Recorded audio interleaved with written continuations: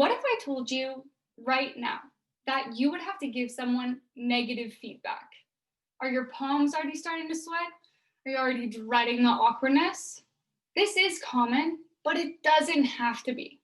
Hi, I'm Kylie, and I'm here today to show you how to give constructive criticism in 3 easy steps. Now, to start us off, let's ask why feedback is necessary in general.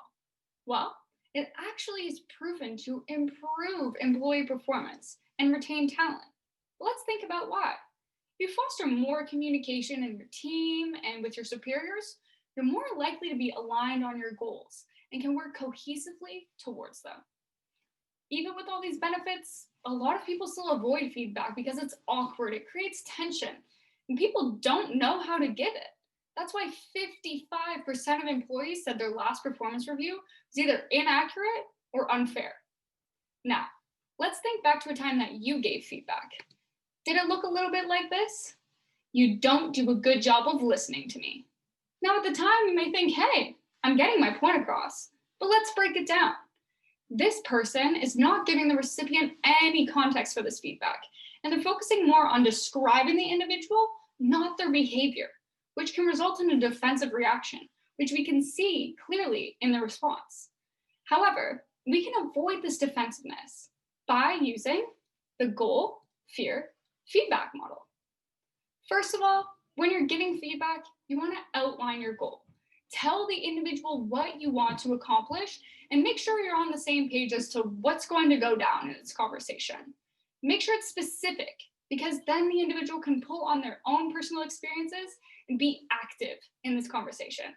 Secondly, outline your fear. What are you worried about? A lot of people feel like they need to avoid this, but actually by articulating, for example, that you're worried that this conversation may negatively impact your relationship with this person, it shows that you care and can once again keep the person engaged in what you're saying. Lastly, say that feedback. What was your observation and what is its impact?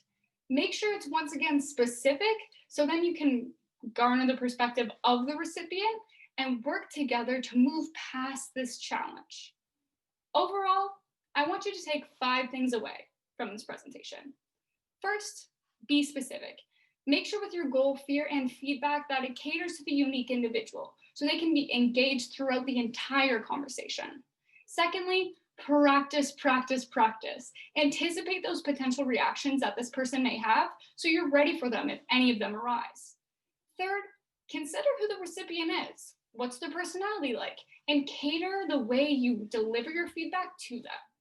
Fourth, intertwine inquiry. Ask questions to make sure you're giving feedback in a more gentle manner.